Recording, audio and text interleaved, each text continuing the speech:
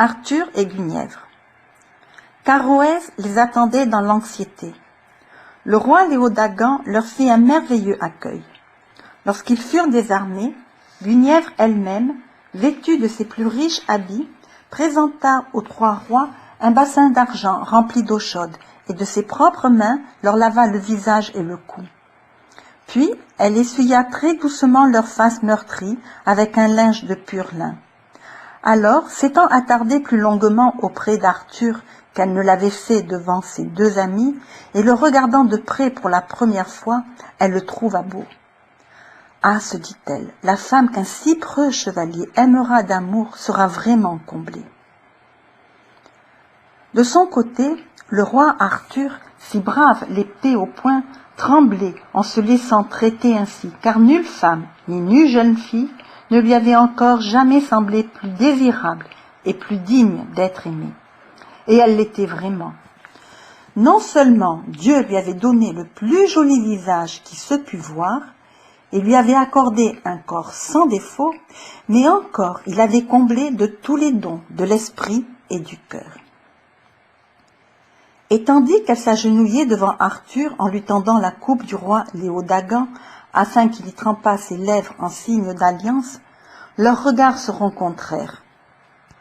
« Sire damoiseau, disait pendant ce temps Guenièvre à Arthur, ne m'en veuillez pas si je ne sais par quel nom vous appelez. Tous ici ignorent qui vous êtes. Sire damoiseau, buvez. Seriez-vous moins hardi la coupe à la main que vous ne l'êtes au combat ?» Revenant à lui, Arthur vida la coupe d'un trait, sans quitter la jeune fille du regard.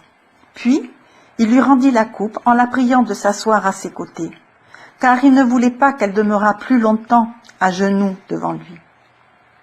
Les tables ôtées, Ban de Benoïc s'approcha du roi Léodagan et lui dit à l'oreille qu'il ne comprenait pas que sa fille, belle comme elle l'était, ne fût pas encore mariée. Il songeait à Arthur, son ami. « Hélas, lui répondit le bon roi, où aurais-je pris le temps de lui chercher un époux? Voici 7 ans que Clodas de la terre déserte me fait la guerre. Mais certes, si Dieu mettait sur sa route un chevalier digne d'elle, je ne regarderais qu'à sa valeur et non à son rang. » Merlin sourit en entendant le roi parler ainsi, et il fit signe à Ban qu'il en avait assez dit pour cette fois.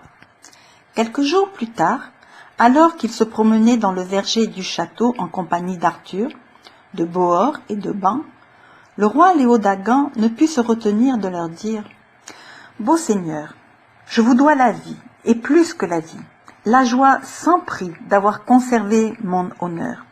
Or, j'ignore encore comment vous appeler.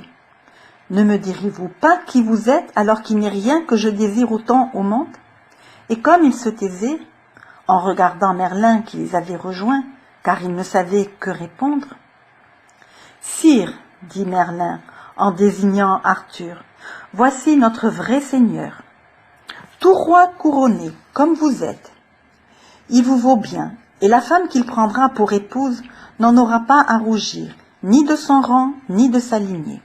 Mais il est encore bien jeune pour songer au mariage. »« Il n'y paraît guère au combat, répondit le vieux roi Léodagan.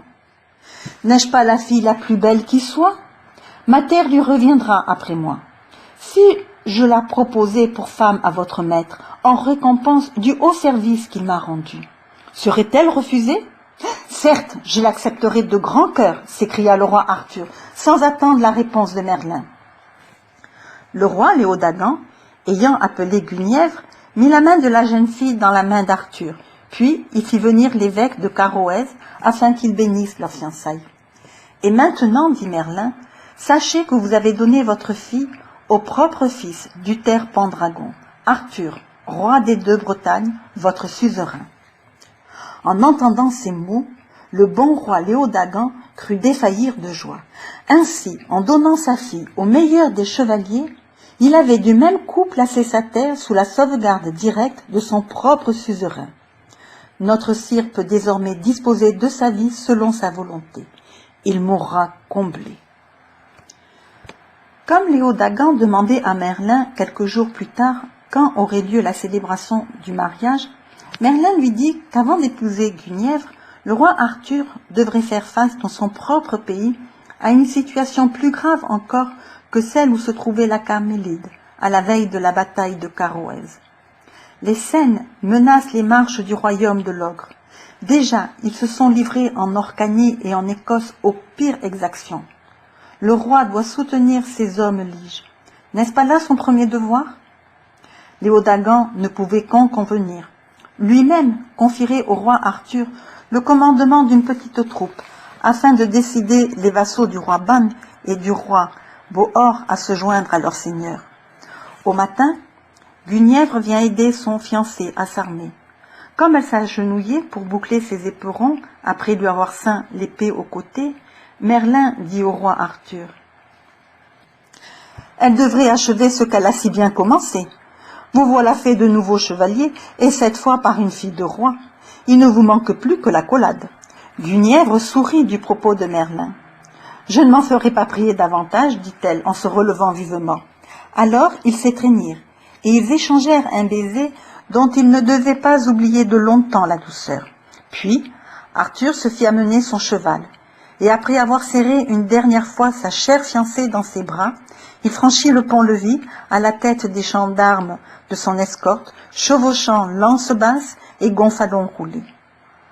Ainsi quitta-t-il Carouez, non sans se retourner maintes et maintes fois.